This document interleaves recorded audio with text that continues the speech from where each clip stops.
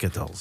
La rencontre et le dialogue, enfin, entre deux hommes, deux pères qui ont perdu un enfant au Bataclan le 13 novembre. Deux pères pourtant que tout devrait opposer. La fille de Georges Saline a été tuée par les terroristes.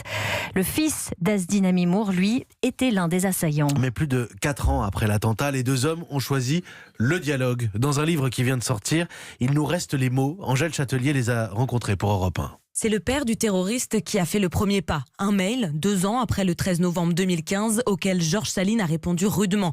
Mais les deux hommes finissent par se rencontrer quelques semaines plus tard. Je me suis dit pourquoi je me méfierais de cette démarche, de cet homme qui n'est pas directement responsable des actes de son fils. Pour moi, ça reste une question fondamentale. Comment on devient terroriste ?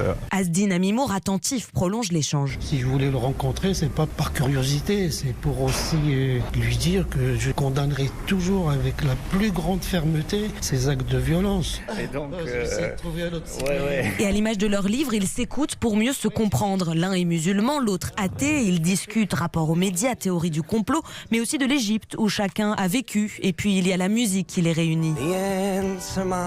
Alors à ceux qui les taxeraient de naïveté, ils ont leur réponse. politiquement, c'est beaucoup plus efficace pour lutter contre l'islamisme de dialoguer que d'écrire des courriers furibonds à valeurs actuelles. Ils ne deviendront pas amis, seulement ils ont appris à se respecter. L'étape d'après est d'oser ensemble franchir la porte d'une école pour raconter leur histoire. Angèle Châtelier. C'était